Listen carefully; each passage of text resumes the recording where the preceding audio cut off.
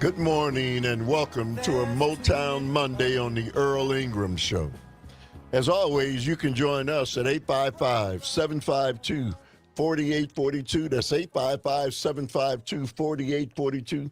Hey, Calvin, good morning to you, man. A couple days away, Christmas. Yeah, just two nights away, and then will be Christmas, and we got some freezing rain coming later today, apparently. What are you looking for under the Christmas tree?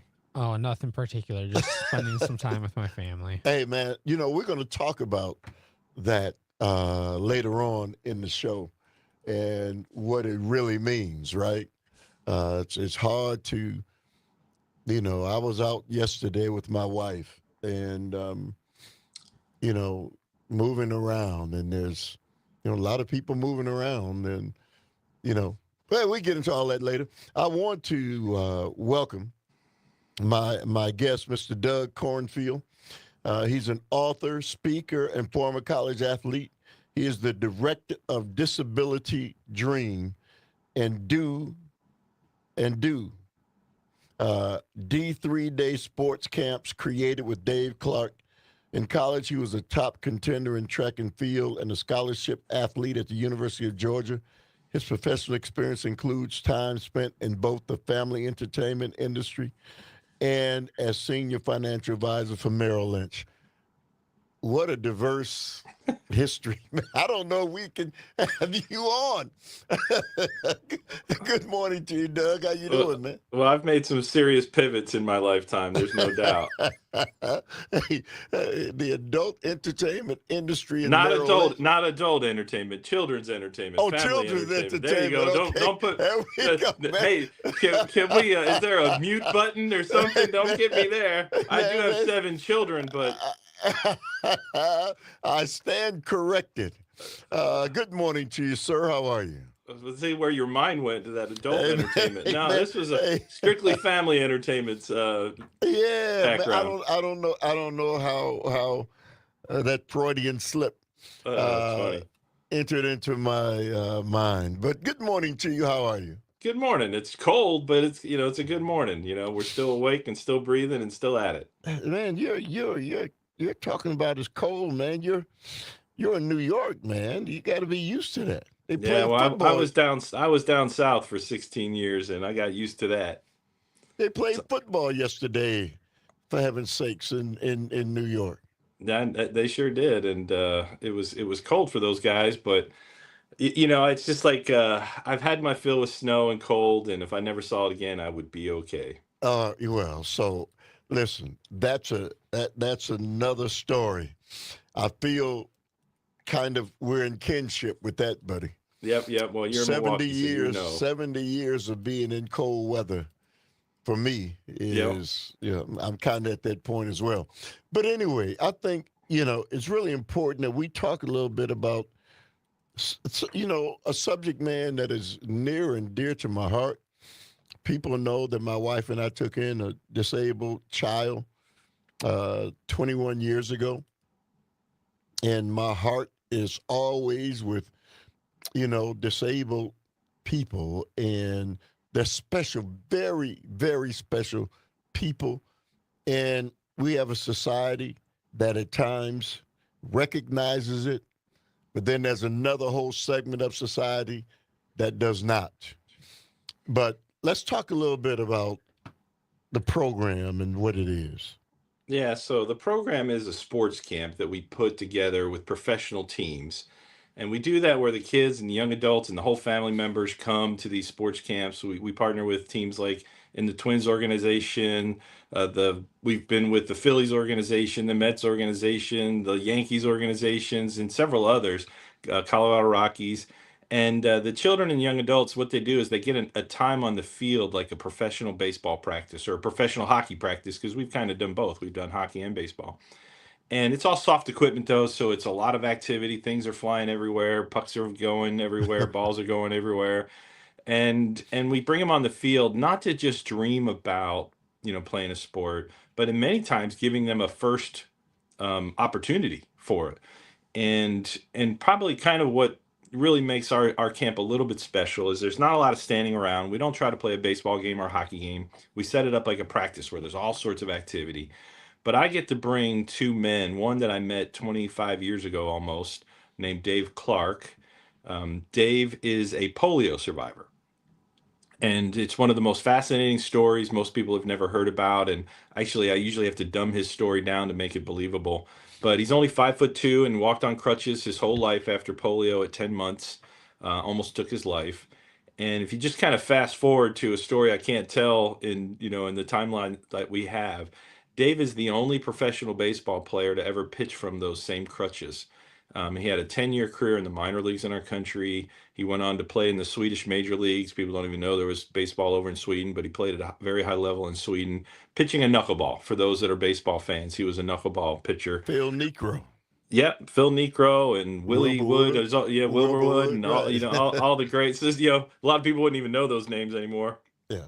I actually went to college with Phil Necro Jr., Really? which Okay. was fun. Yeah, in Georgia. So anyway, it's just we've got this great story that's never really been 100% told.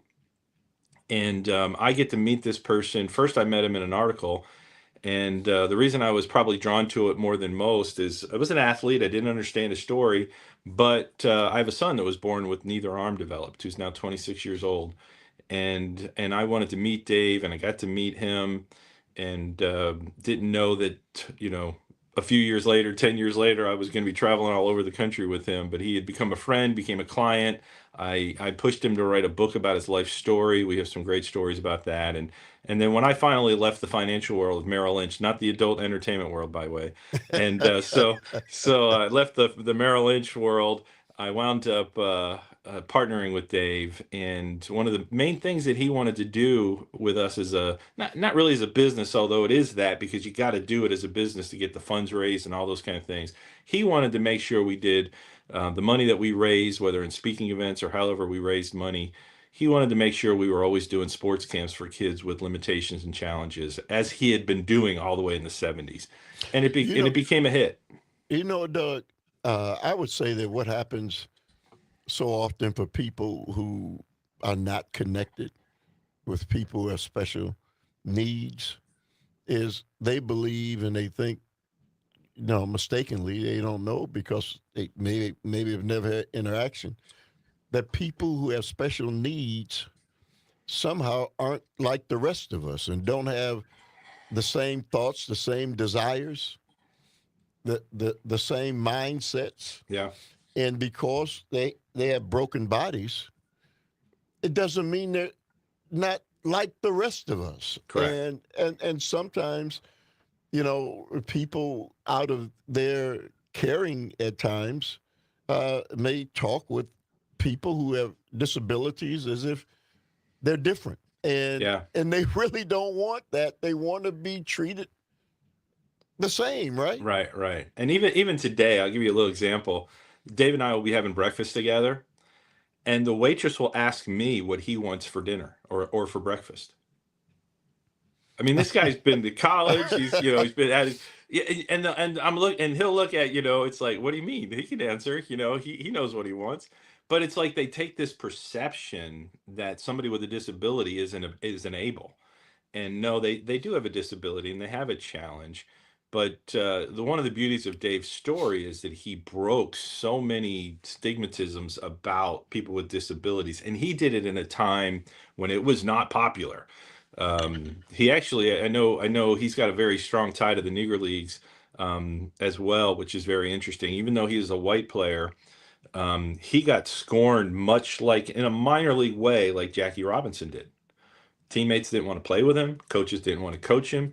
Crowds jeered him. We've got stories of that in Eau Claire, Wisconsin, actually up closer to you guys.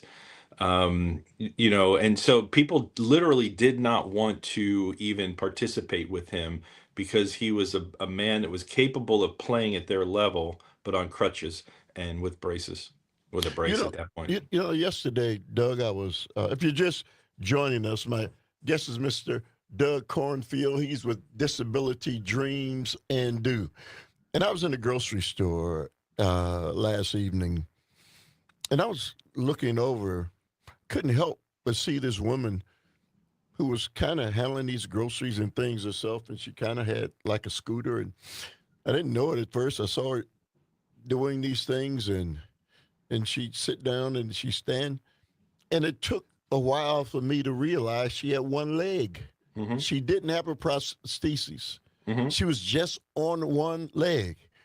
And I really wanted to go over and say, hey, let me do this for her. But she's clearly a woman that had to be close to 50.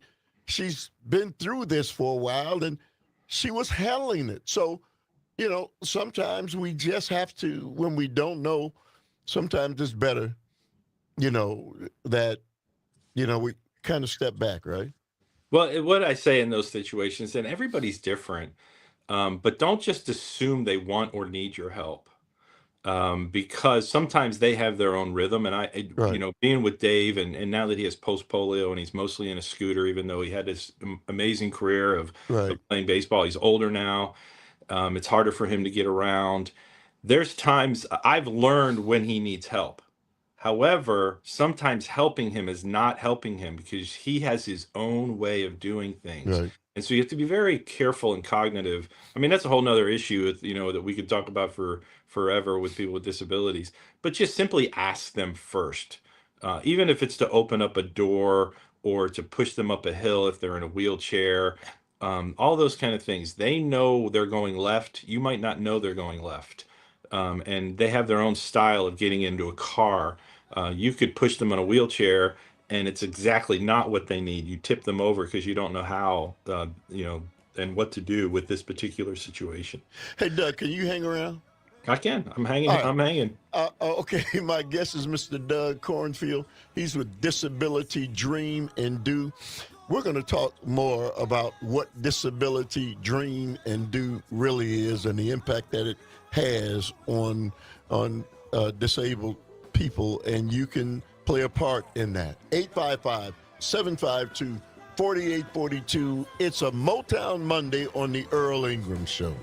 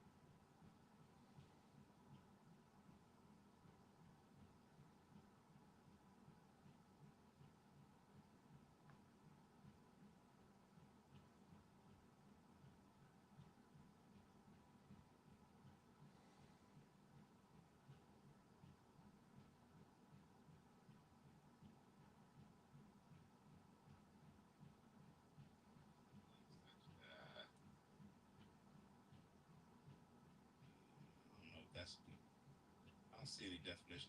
The principal officer of a British political, a person who directs a military force or unit, a person who has commanding authority or influence. Dancer and Prancer and Vixen, Comet and Cupid and Donner and Blitzen. Oh, but do you recall the most famous reindeer? Oh, Rudolph the red-nosed reindeer had a very shiny nose, and if you ever saw it, you would even say it glows. All of the other. All right, welcome back to a Motown Monday on the Earl Ingram Show. As always, you can join us at 855-752-4842. I'm joined by Mr. Doug Cornfield. He is with Disability Dream and Doing. Sir, one of the reasons why I wanted to have you on is there's a gentleman that was in Milwaukee that was a good friend of mine and that I supported for a number of years, named Mr. James Beckham, who passed a month and a half or so ago. And he was 95 years old. But he spent 60 years of his life building a Little League complex in the city of Milwaukee. And for children in the Central City, many of them who had never even been involved with baseball. And it just so happens that you are going to be bringing Disability Dream to the city of Milwaukee. That is our Next year. plan. That is our plan. 2025. We've been invited in by Jim Bray, A who's mutual friend. yeah, and I got to meet Jim through other folks that I've met in Birmingham, Alabama. Actually, at the Major League game in Birmingham this year with the Negro Leagues, honoring the Negro Leagues, and we kind of have a unique connection there. You were playing this song "Rudolph the Red-Nosed Reindeer," and in Motown style. So there's so many things I could go with. Dave Clark actually used Motown music as his bullpen music, so I almost felt like really? I was Dave Clark, and getting ready to come on the radio. But that story really is impactful, Rudolph. And Dave, in many ways, was a Rudolph. If you can go back to third grade, I'm going to tell a third grade story real quick, Earl. He was actually not allowed to participate in phys ed class. Up until third grade, the teachers would bring a chair for him to sit in and watch his classmates participate in phys ed.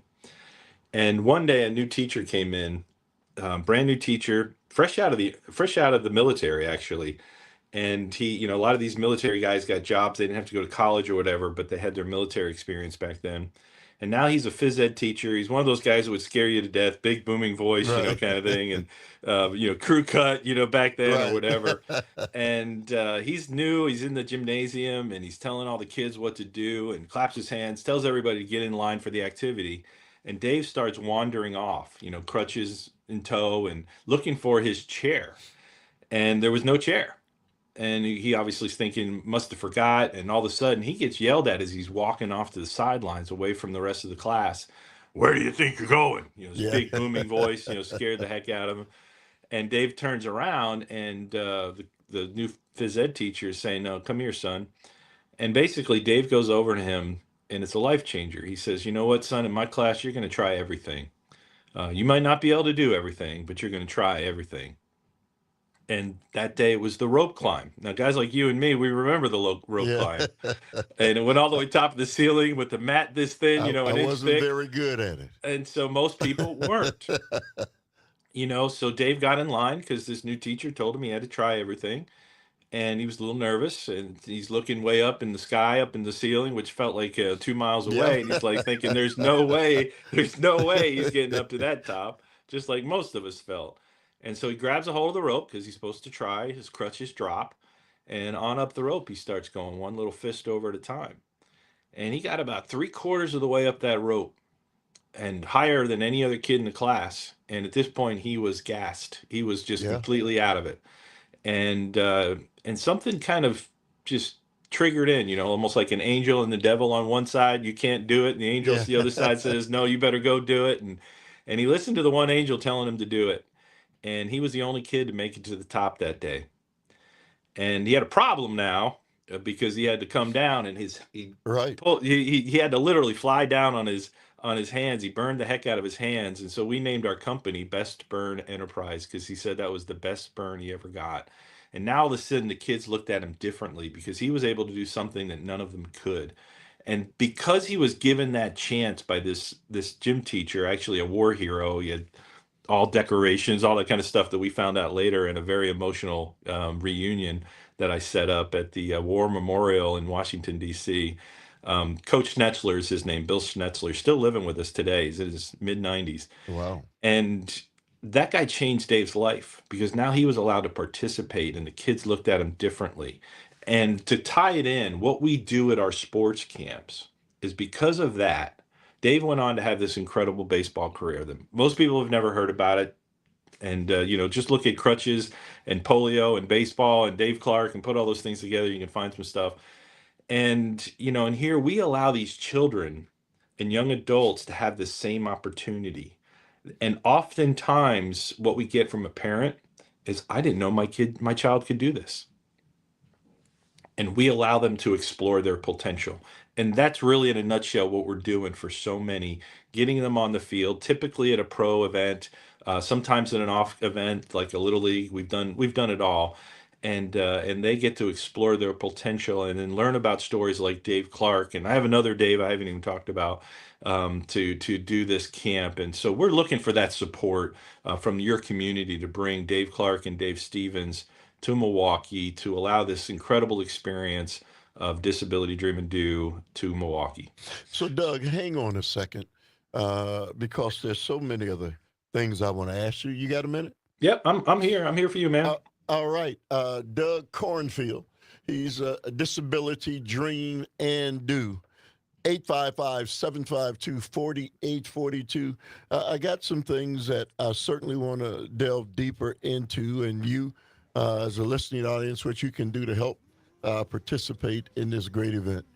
855-752-4842 on a Motown Monday on the Earl Ingram Show. Hey, Rudolph the red-nosed reindeer, you go down in history. Hey, Rudolph, don't you got my sleigh? Hey, Rudolph, don't you got my sleigh? Hey, Rudolph, don't you got my sleigh?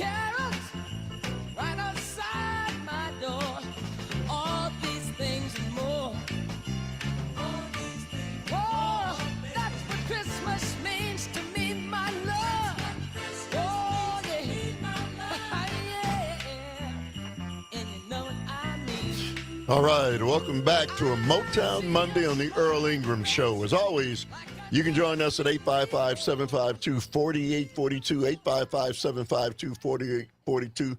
And I'm honored to have my guest, Mr. Doug Cornfield, on the line this morning. He's with Disability Dream and Do. So we were talking before the break, Doug, about, this event that you guys hold across the nation. And it's basically, an opportunity to give, those amongst us who are disabled, born with some disabilities, who may have dreams of participating in sports. And sports does so much.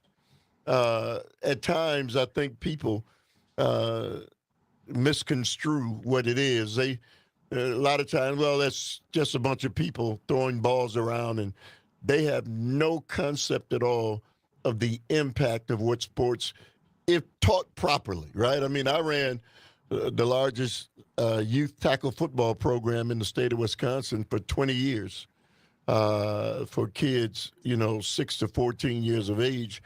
And I always knew the impact we were having with those children if coaches would, get out of the way and do it properly. So sports has a place in the development of human beings if it's handled the right way.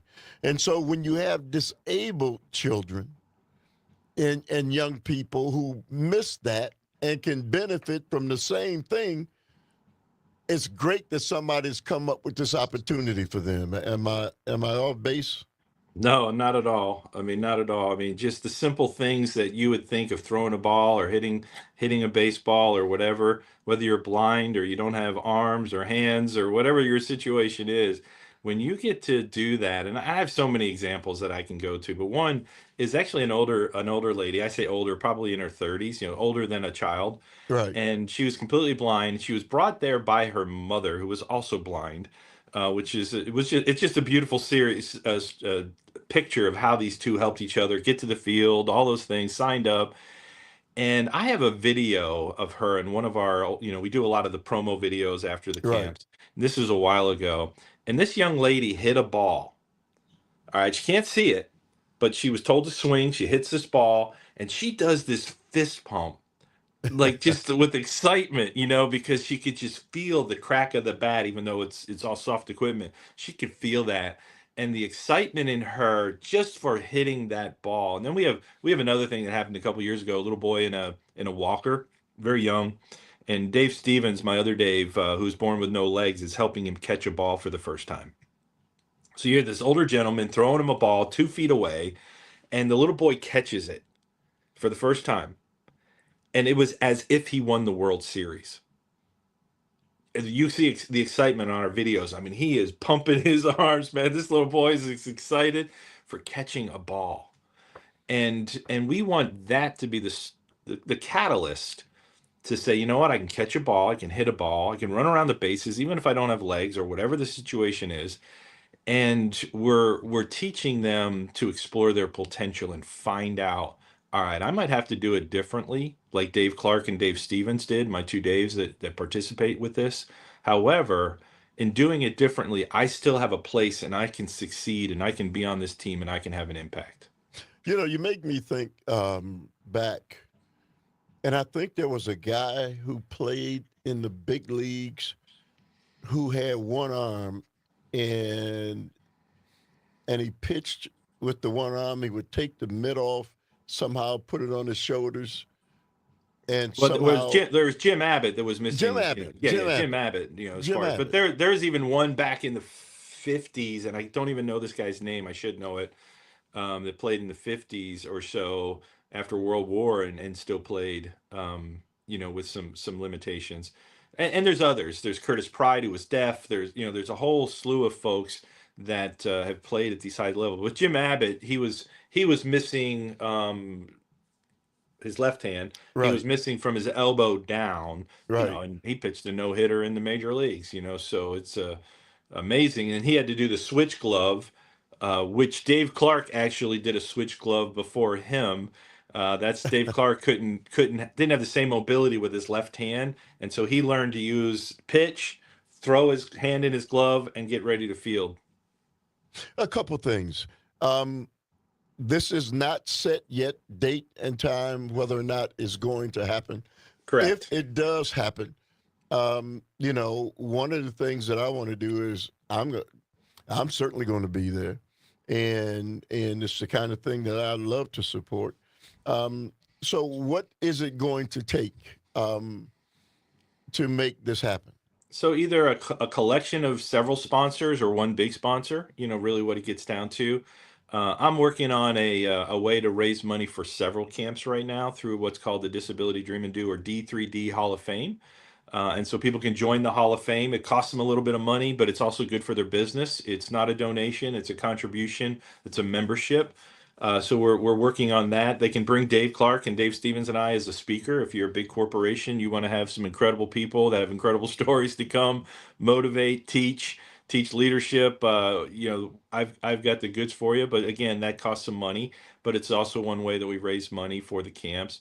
And I'm looking. Obviously, it's always easier, Earl, if we just get a big sponsor, and get a corporation that wants to make this an event. I got an idea. Yeah. Elon Musk. Yeah, well, if you can get to him. It's interesting. A guy like that,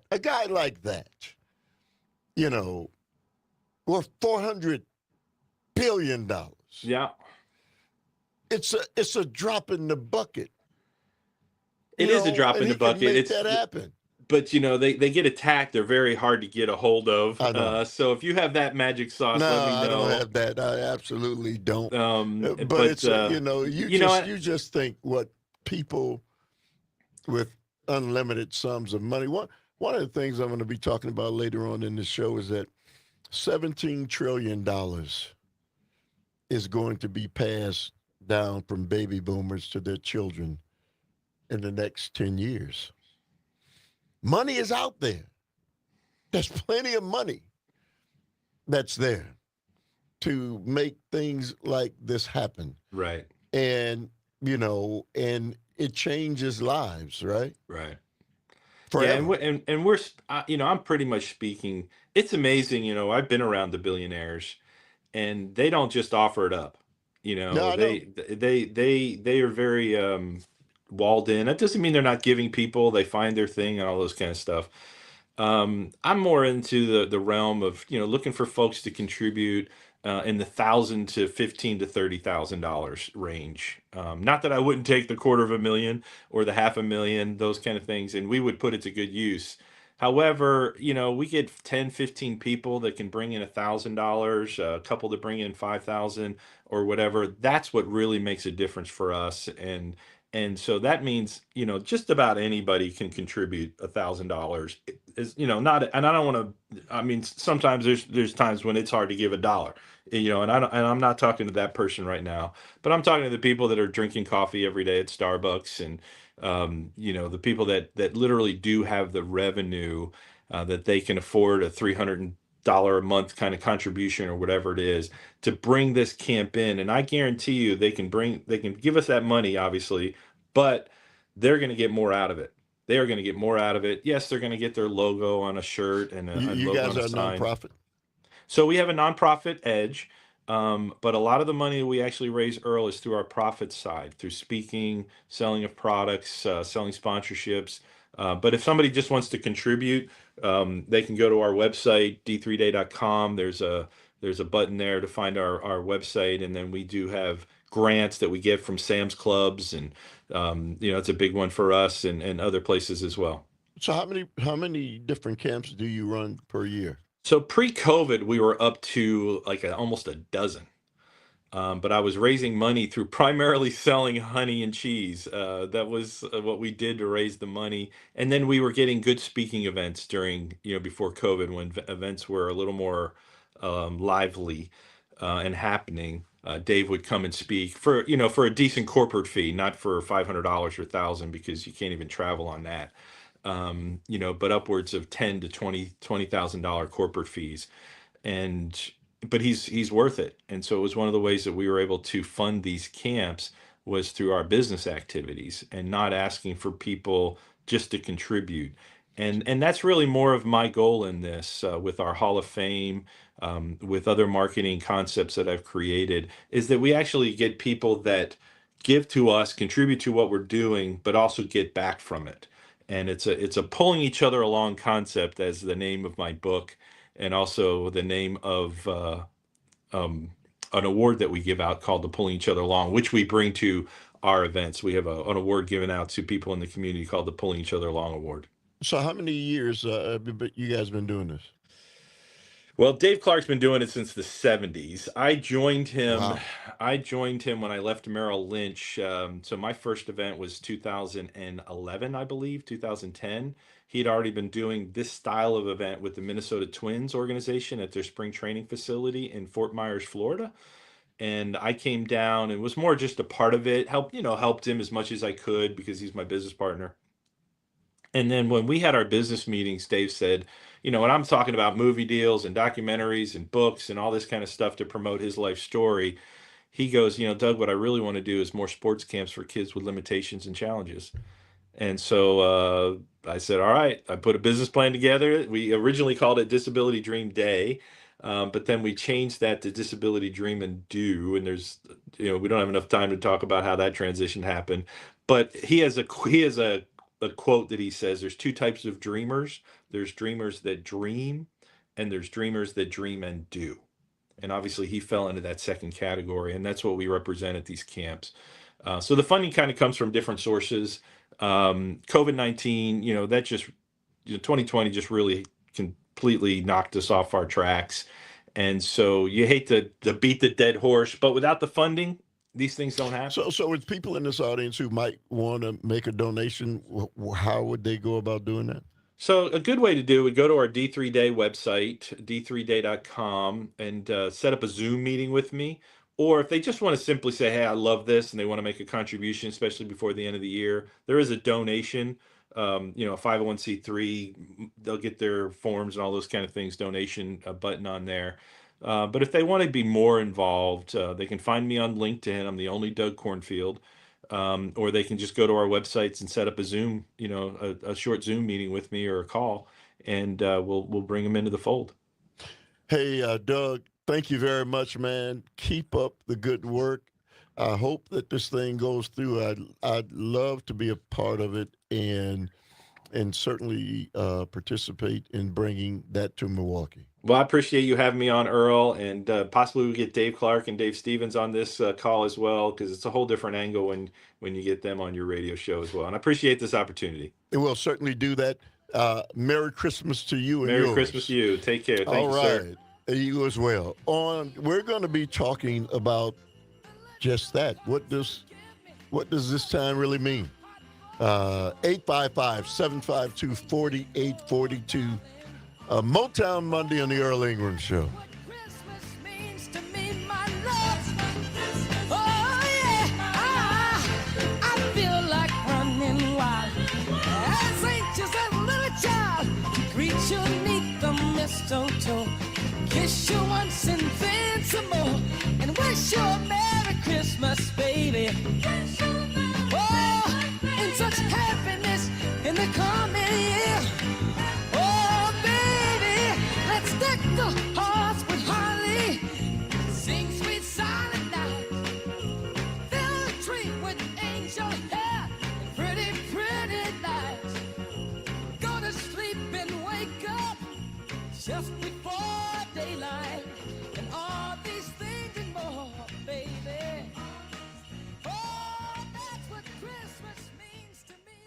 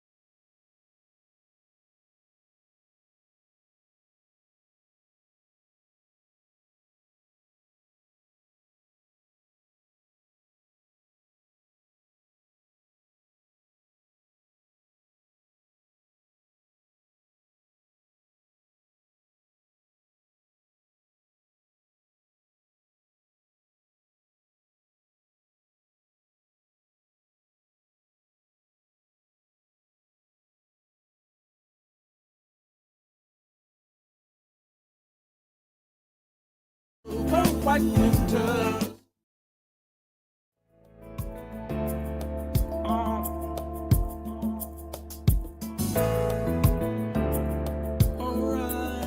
alright, alright.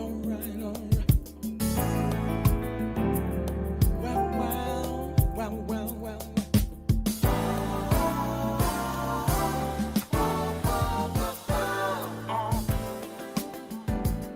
Come on. My favorite thing.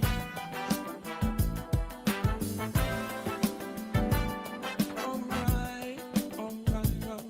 My favorite thing. Raindrops on roses and whiskers on kittens. Bright copper kettles and warm woolen mittens. Brown paper packages tied up with string. These are All right, and welcome back to Motown Monday on the Earl Ingram Show. I wanted to talk a little bit about a couple days from now and what it really means. And, as this is my 70th Christmas. And I can tell you that clearly, as we, grow older, the impact of things, we see them through a different prism. And a holiday has always been for me about giving and not about receiving. And giving doesn't always mean material things. You yourself, giving of yourself. We have this gift as human beings that I think is invaluable. And money can't buy it. Elon Musk, $400 billion can't buy the gifts that we were given at birth. And that's the ability to love, to receive love, to give love, to change people's perspectives on things. I don't care how much money you have, you can't buy that. And even if you don't have any money, you have that. Given those things, it's part of being human. And so this time of the year, I see people who are so beaten down because of, the way the world is predicated on things. And if you don't have things, your life has less value. And so if you can deliver things, we look up to people who have the most money and we measure, the worth of a human being predicated on how much money they have. And I just think of just how foolish that is. This time of the year, when I was a young boy, and 855-752-4842, and as I was in the church, and, it's where my mother had us with a Christian upbringing. And so it was about the birth of Christ. Jesus Christ was born. And so that's what I was taught as a young boy. And so Christmas had a different meaning for me because that's what it was. And so the different Christmas carols, the coming together of people, that, from different backgrounds, and those feelings that you got, those warm feelings of something special. Wasn't the average day. There was something special about that day. And so that impacted my life in a tremendous way as a young boy. But, you know, you don't get to stay a boy forever. And as you grow, your perspective on things change. And my perspective on this day, on Wednesday, and what it means has changed dramatically. And it is still a special day. But I want to kind of challenge where we are with it. 855-752-4842. We're going to delve into, and I'd love to have your thoughts on it clearly. That's what this is, a participatory program where your views are welcome. And we're going to talk about the holiday and what it means. 855-752-4842. Love to hear your thoughts. You're tuned into a Motown Monday on the Earl Ingram Show.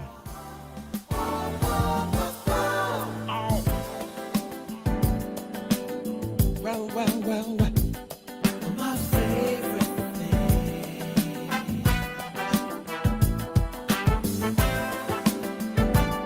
Come on, come on, come on. My favorite thing. Well, play on it, play on it.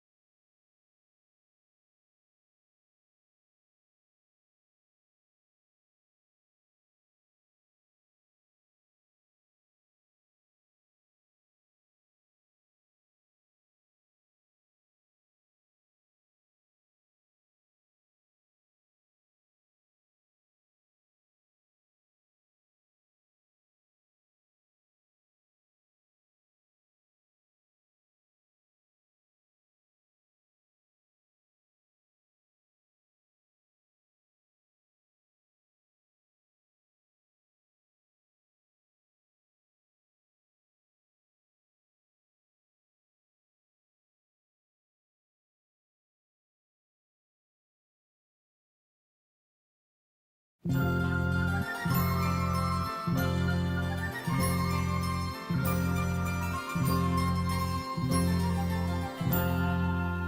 the halls with boughs of holly, 'tis the season to be jolly.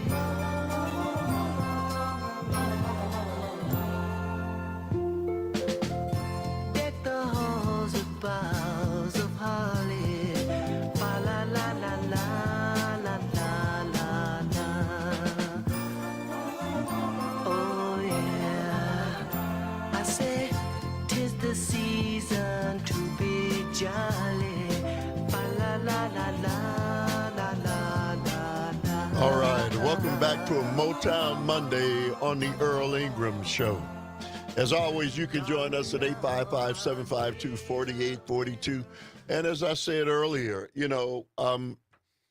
things clearly for the holiday and what it means, there was a battle, and still, I guess, a battle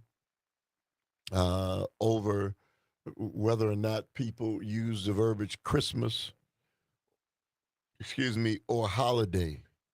I never understood why there was such a fight over what the title of a day was, because after all, it's not about, the name. It's, again, it's a time that people, peace on earth, goodwill to men is what, I always got from that when I was a kid. Clearly, as I stated before we went on a break, the day that Christ was born is what I was taught. And, and so I was around a bunch of people who believe the same thing that I believe, and we spend a lot of time in church and around a lot of people. And so Christmas had a different meaning for me. It then, changed when I had my own children. And, it was about making sure that, they enjoyed it, and, and about giving things, but more than anything else, yourself. It's morphed into, a big business. And so the merchants, a quarter or more than a quarter of what they sell and the money that they make throughout the entire year, sometimes a half, is on during Christmas. And so that's why you start seeing in October things coming out in the stores for Christmas. And so that's watered all of it down. I don't know. For me, it's watered it down. And so when you start seeing Christmas gifts and Christmas lights and Santa Claus in October, and it runs October, and still decent, the weather's still decent outside. But, I'm going to spend some time on Christmas Day at the 35th Christmas Family Feast in Milwaukee, where 5,000 people are going to have a Christmas meal, a full course Christmas meal, where hundreds and hundreds of volunteers have been working feverishly since, Friday, to make sure that, people understand the reason for the season, as they would say. And so people from all walks of life, those who, middle class, some who are, wealthy, some who are homeless, and all of those people gathered together I know the man who created that. His name is Don Rosette, and he used to be at the radio station that I worked for many years ago that Willie Davis, the former Hall of Fame Green Bay Packer, owned. And so he started that. He had that vision. I remember it well. And now it's grown to 5,000 meals and just an unbelievable event that will give you chills as people from all walks of life gather together on Christmas Day and spend time with one another. 855-752-4842. Your thoughts. Good morning to you, Cassandra. How you doing? Hi, Earl. Merry Christmas to you. And you as well. Yes. Well, you know what? I am, just picking up around the house and preparing for the holidays. I have 2 adult children and no grandbabies yet. But both of my adult children, they're working, they're busy getting their careers off the ground, and so the holiday celebration is a little different because sometimes they're working on the holidays and presents for my kids. It's not really a big deal. What Anymore. I'm seeing right Anymore. anymore. Right. And what I'm learning for them at this phase in their lives is that my time is more important to them. Being able to listen to them, being able to help them with whatever they need, advice on relationships, careers, or whatever. And Earl, I have to just say that next year I turn the big 60, the big 60 number. And it's strange when I turn 30, 40, 50, those milestones, it didn't really bother me. But this 61, this is now where I'm really beginning to understand that appreciate my own mortality. And I know my time on this earth is limited, and I have to focus on what's important. And and just make sure that I have things in order for the next generation, for my kids. So the holidays, it's not material for me. It's more about building relationships. Let me say you talked about reaching 60 and so I remember that time as well. I remember reading the book many years ago. I forgot who wrote the book. But I do remember something that stuck with me throughout all these years. And it said that you really don't know how to really understand this life until you hit 70. Now I was 60 10 years ago. And I, for years I wondered, now what is this man talking about? What is but as we hit these different levels and different decades of our lives, Cassandra, things that used to matter don't matter anymore, or matter less.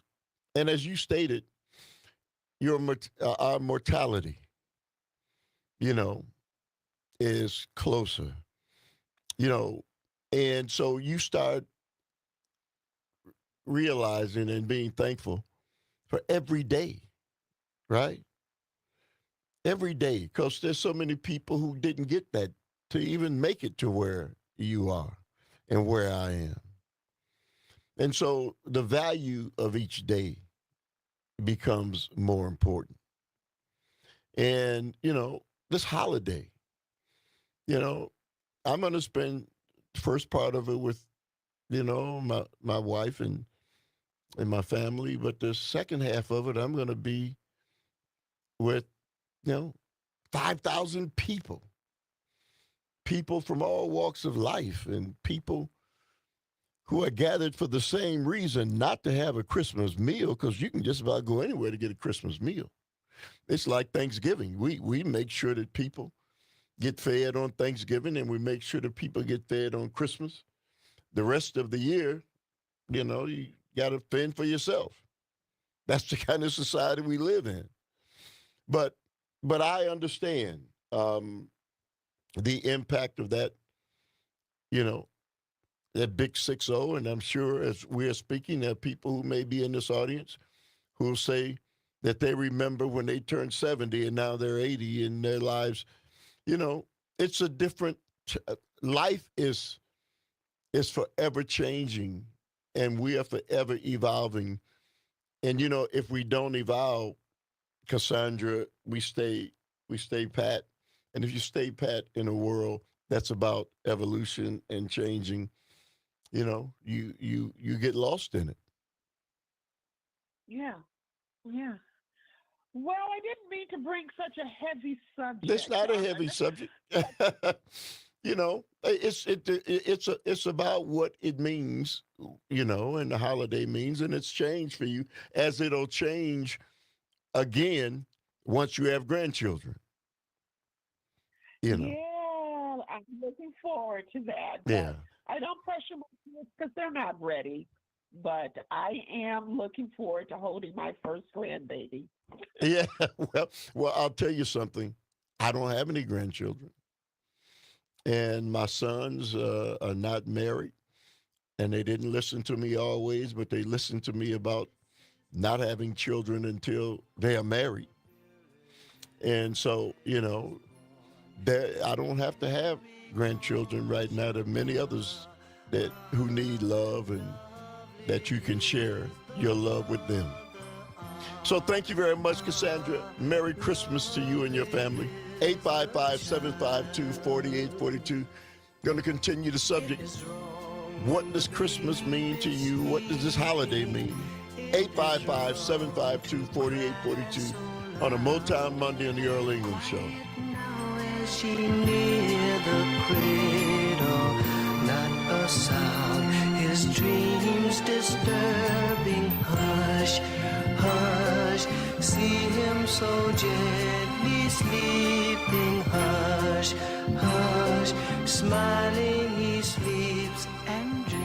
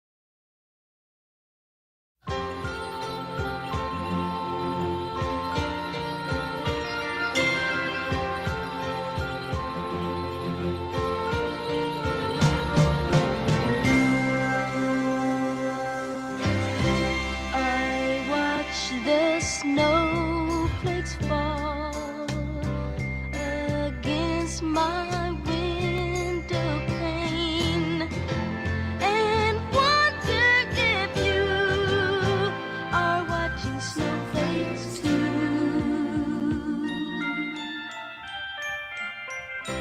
I take a walk downtown to where you used to meet me. There's joy everywhere, but all that's waiting there's just a little Christmas tree. All right, welcome back to the Earl Ingram Show. Motown Monday on the Earl Ingram Show. As always, you can join us at 855-752-4842, 855-752-4842. And, I got to, it's Monday, so as a politrickster, of the day, and this one you'll know, it's none other than the soon-to-be president of the United States, Donald Trump. And what has he done this time? Well, he vows to rename the tallest mountain in the United States. Now, maybe there's nothing more important going on.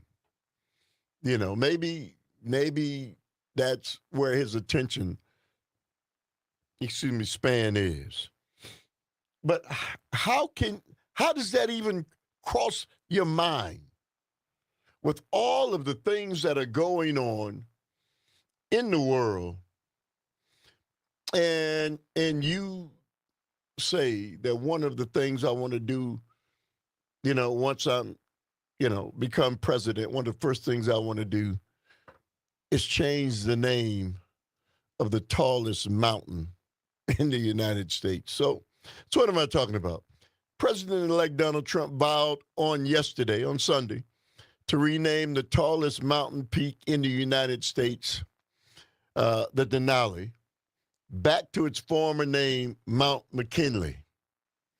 So Newsweek has reached out to Trump's transition team and National Park Services via email for comment after his statement on yesterday. The peak, located in Denali National Park and Preserve in South Central Alaska, is the tallest mountain in the U.S. with an elevation of more than 20,000 feet. It was previously named Mount McKinley in 1896 after Republican William McKinley, the 25th U.S. president, who was assassinated in 1901.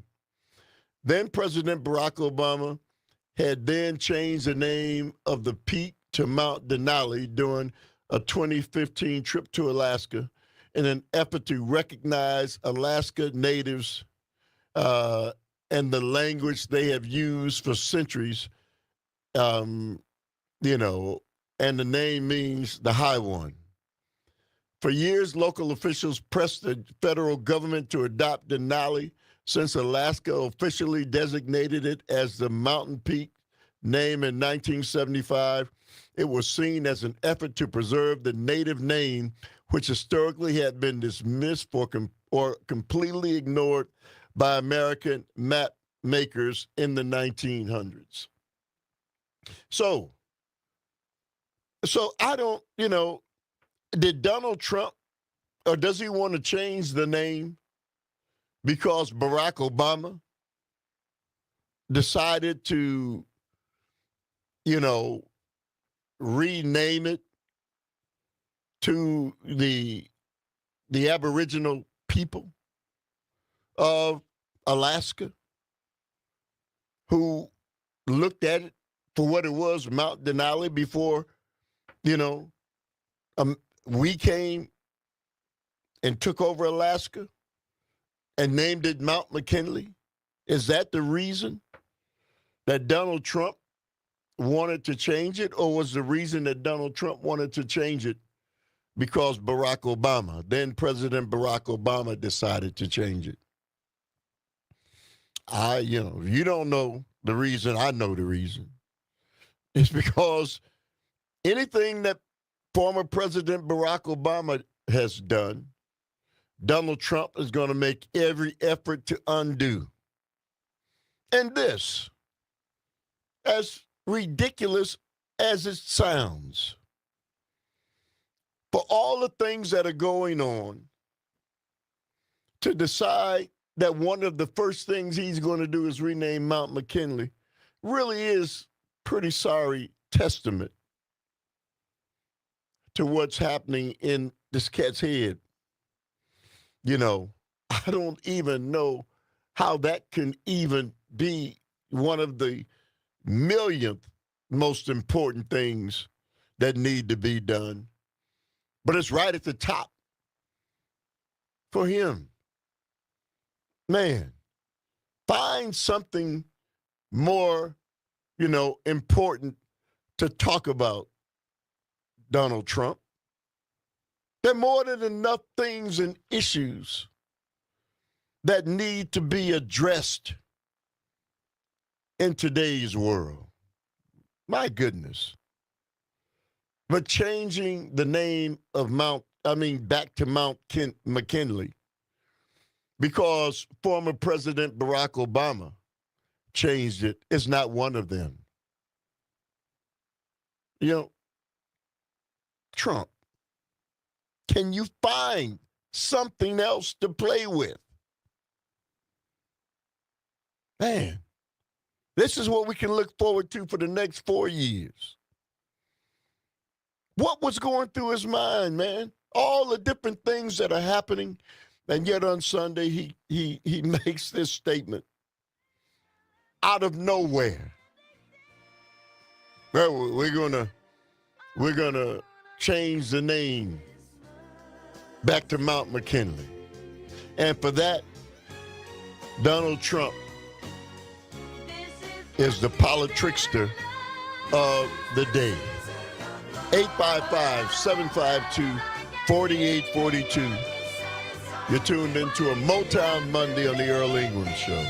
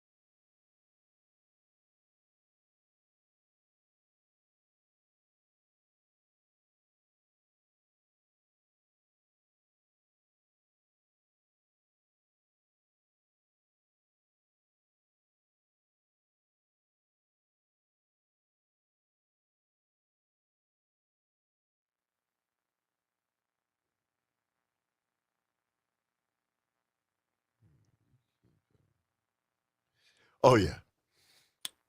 Join me next time for a very special Christmas Eve show. We'll be joined by my regular co-host, Sandy Williams, to talk about our Christmas plans and get the politics out of your system headed into the holiday.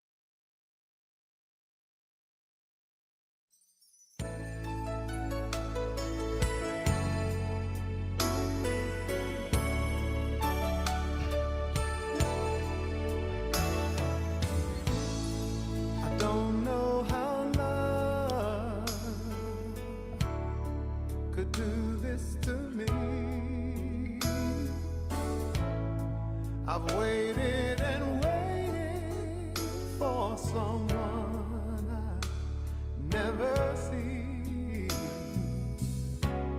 But I'm so sentimental and I'm so hopeful you'll be here. So here I am every year, every Christmas. All right, welcome back to a Motown Monday on the Earl Ingram Show. As always, you can join us at 855-752-4842, 855-752-4842. Let's go to Linda from Eau Claire. Good morning to you, Linda. How you doing? Oh, pretty good. Thank you so much for your show. I agree with the trickster, but of course he's going to do away with anything that Obama did. He's revengeful. He is just revengeful, and that he said that's what he's going to do. He's going to seek revenge, so he's going to try and do away with all of that. It's really pathetic. I mean, we're talking about with all the things that that need to be addressed. The fact that he would even, how does changing, Mount McKinley, changing the name, where does that even rank in the order of things of importance? And how does that pop in his head? Well, I think he's got all of these bimbos doing his work for him. He's got too much time on his hands and not enough in his head to be thinking about things that really matter. He just, anything he thinks of that will do away with those who came before him, especially Obama, and these leaders, these wonderful leaders, he'll try it. Getting back to, go ahead. No, finish your statement. Yes. I was just going to get back to you talking about Christmas, and I don't know if you want to go back to that. Yes, go ahead. I agree with you. I sometimes think all these displays of lights that some of these houses put together, the time, the money, the effort to just do something bigger. It's like America. Let's get bigger with it. Let's go bigger. We'll have the best. We'll have the biggest. To me, it's a waste of money and time. And I just question how much are the people who are involved in all of these things, how much are they really paying attention to the real meaning of Christmas? I just don't agree with it. The commercialization of it has taken over. And, yeah. It clearly has. You and I remember a simpler time when, it wasn't, as you stated, mine has to be the biggest, the best. I have to have the biggest Christmas tree with the best lights. Now I've got to have the most gifts under the tree and all of those things. And none of those things matter. If you just in 2 days, that day will come the 25th, and all of that preparation and all of the other things that go along with it, boom. After the 25th, it's over. But I see people who will leave that stuff up until February. They'll keep the lights and they're trying to keep the spirit, but the spirit is not in things. That's not what it's about. But that's kind of the way they've kind of led us. Thank you very much, Linda, and Merry Christmas to you and yours. Hey, Charles, what's going on, man? Hey, good morning, Earl. Of course he would. He's a hateful, racist person. You'd think he'd be sitting back thinking about how much fun he's going to have with his grandkids, but I don't think he interacts with his grandkids at all. He wants to erase the first black president we ever had, but he'll never be able to. Barack Obama kept us from going into a Great Depression. That'll go down in the history books. So he's just a hateful, racist person. And if anybody think that he's not, then they better do some research on who Donald Trump and his family really is. Because like you said, you're sitting back thinking, oh, yeah, I'll do this. Like I said, instead of thinking about how he's going to enjoy the holidays with his family. I don't get it. Or make the world a better place, or make America a better place. You don't make America a better place by renaming, that tallest peak in our nation, Mount McKinley, after a Republican president. Unless you got some real issues, man. Come on, man. How's that even enter your mind? Like I said, Earl, he's vengeful, he's hateful, and he's a racist. That's who he is. He'll go down in history, being known that he will not go down in history as a great president for this country. They say that Barack Obama divided this country. The only reason they say Barack Obama divided the country is because how dare this black man come in and think he can become president? Not only did he become president once, but he won his re-election. So that's how he divided the country. Listen. Ran for president and he won. Hey, Charles, I don't disagree with you, man. Thank you very much for the call. And Merry Christmas to you and yours. Hey, Karina, how you doing? Good morning, Earl. Well, I watched the speech, and according to him, he is building the legacy for McKinley because McKinley he's building had a tariff. He had the tariff, and he collected a lot of money, and Nixon spent it, and he's going to show that the McKinley is one of the greatest presidents of United States. That's the idea. Yes, along with getting Panama Canal back to America. Yeah, that's where we're going. We're going to get the Panama Canal. Yeah, I mean, the man, I mean, Karina, he wants the Panama Canal back. He. When he says giving it back to America, you're an American, I'm an American. What does that mean, give it back to America? I don't know. I guess we landed it for a little bit too. I don't know. This man is an enigma in his own crazy way, and the only thing we can do is just to watch and hold on to our seats for a really exciting ride. That's what I'm saying. Hey, Karina, thank you very much. Very well said as always, my friend. Happy holiday to you. Let's go to CJ. What's going on, CJ? You say what?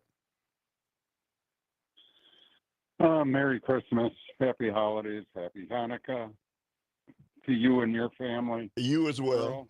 You as well. And Kelvin and his. So you think this as I listen to you think this is an important issue? Well, we found out through Wall Street Journal that the liberals, Biden administration, wanted to rename our warships with woke personalities, our greatest warships. So, are you okay with that, Earl? Yeah. So let me say this. Okay, first let me respond to you in this manner. What you call woke, and what Donald Trump called woke, is in fact the truth. So Mount McKinley was named by the United States after we took over Alaska. The people who lived there before America even came there had already had a name. And so you call that woke. You call recognizing people who were somewhere before we got there as if that's being woke. Actually, it's the truth. There were people there before we got there. The thing was already named. We changed the name. Is that being woke? By giving the people, the ancestors and the people who are still there, who recognize it as that, and that's important to them, is that being woke? Is that a negative thing? Your hypocrisy speaks loudly. You never answered the question, did you? What, Are you okay with them renaming? Absolutely. Absolutely I am. Because there was somebody and something there before we got there. Don't you understand that? America was here before we got here. Before the Europeans got here, there were people here. They had already named things. We changed all of that. You want to talk about hypocrisy? That's the hypocrisy, CJ. And you call that woke. Well, you know, my definition for woke means somebody whose eyes are open, who's perceptive, who have knowledge, people who are well read. So I wear my woke hat and my woke shirt because I want people to know I'm woke. Yes, I'm aware. I'm perceptive. Just because you and Republicans have tried to change the definition of woke doesn't mean that I'm buying that. I'm going by the definition that's in the dictionaries. Your weakness, and you're going to have to wait for reparations for a little while longer. Hey, CJ, let me say this to you. Number one, there should be reparations because what this nation did is horrific. Maybe you don't think it is, but the rest of the world and historians know it was horrific. But nobody's asking for reparations. Oh, that's right. Donald Trump was asking for reparations for white people who got discriminated against in universities. Do you remember that, CJ? I got a great memory. Let's go to Tom from LA. Good morning to you, Tom. You say what? Well, white privilege is really dripping this morning, isn't it? Holy cow. Yeah, you know, I would like to take a big bucket of cold ice water and pour it on CJ and say, guess what, CJ? That's woke. That's being woke up.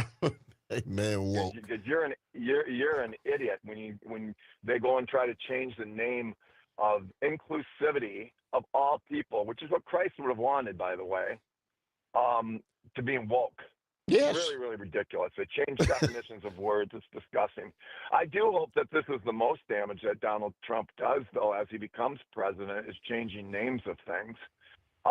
So I hope, you know, everybody out there, like I said, they have all three branches of government now. CJ, you're not going to have anyone else to be able to call in and blame the Dems and blame the liberals and blame this and that. You got all three branches of government, dude.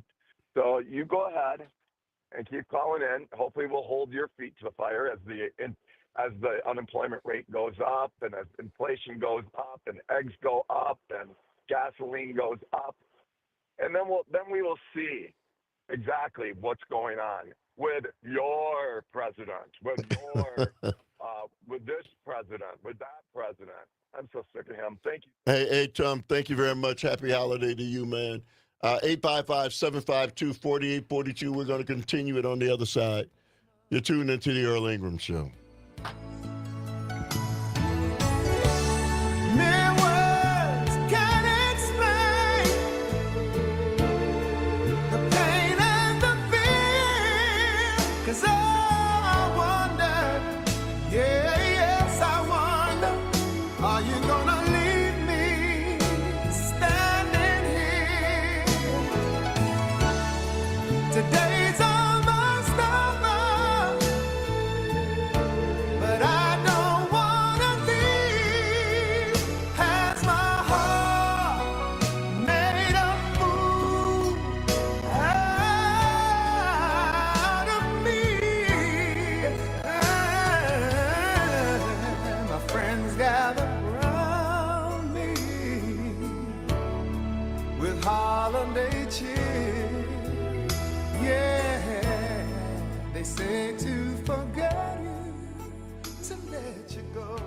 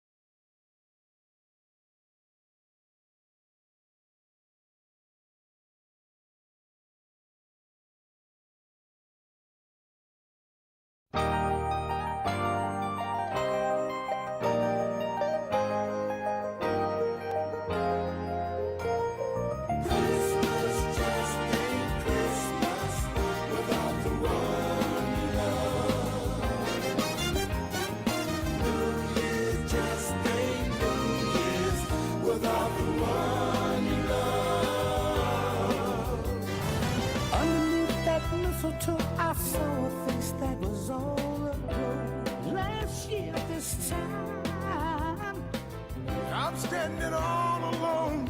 This house is not a home without that girl of mine. Oh, Christmas just ain't Christmas. All right, welcome back to the last few minutes of a Motown Monday on the Earl Ingram Show. As always, you can join us at 855-752-4842. Let's go back to the phone lines and Dave from Mequon. Good morning, Dave. You say what?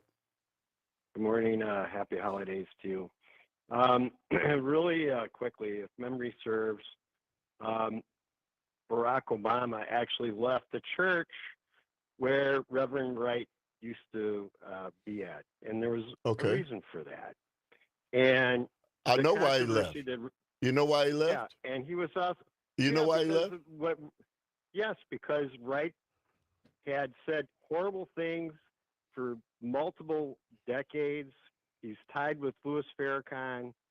There's no denying, and that's why Obama eventually he had to walk away from that church, but he was still in that church for 20-some odd years. Okay, so let me ask you, David. So let me ask you. So you say Jeremiah Wright said some horrible things. Did horrible things happen in this country, Dave, to people of color? Yes. Okay, I know where you don't want to go, but I'm not going to let you say they said horrible things and then not admit that these horrible things happened. Called Jews a gutter religion. I repeat, that's what they said at that church. That is David, racist. Hey, David, you know, let me say this.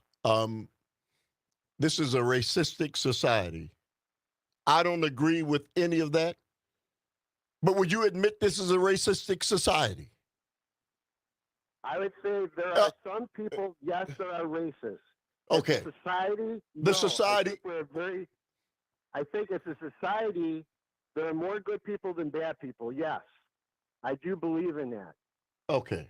All right. Okay. So listen, as a person of color who knows the history of this nation and who even sees things even today, the celebration of doing away with DEI. Well, we have to do away with that because there's something seriously wrong with doing what?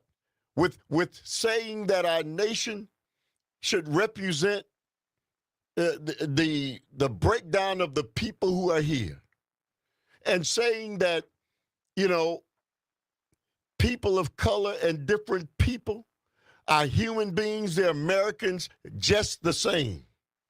And to live in a society that has refused to treat people equitably and evenly is what we're talking about. And so the nation has refused to do that.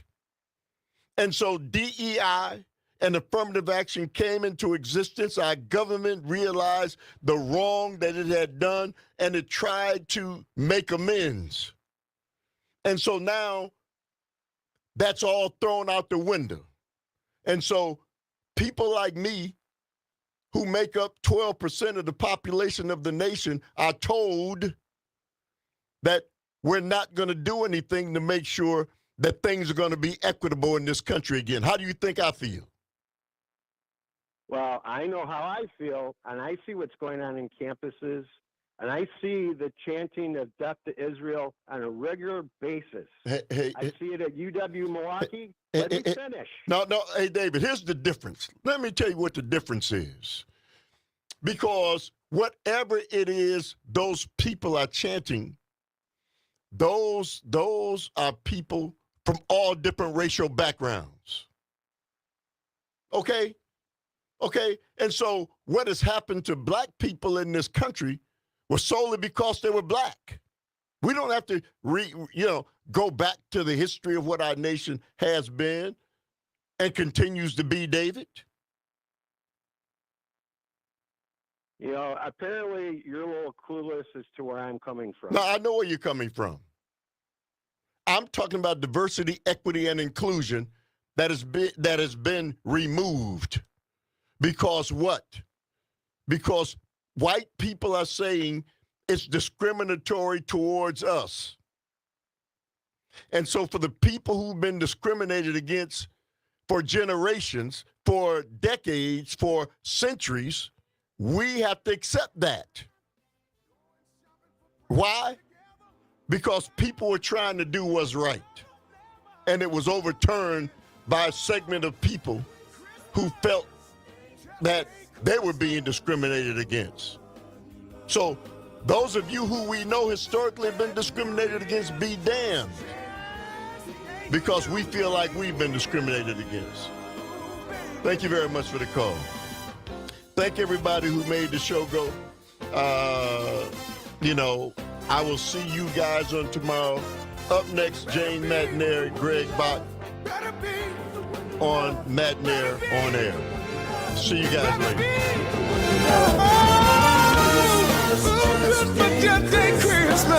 Without the one you love. And New Year's, it just ain't New Year's. The one you love. Better find somebody. Oh, don't be left alone. Yeah. Well, everybody needs somebody. Yeah. Wait a minute. Listen. We're the Dramatics, and we'd like to thank each and every one of you for all the lovely years that we've been together. Let's stay together.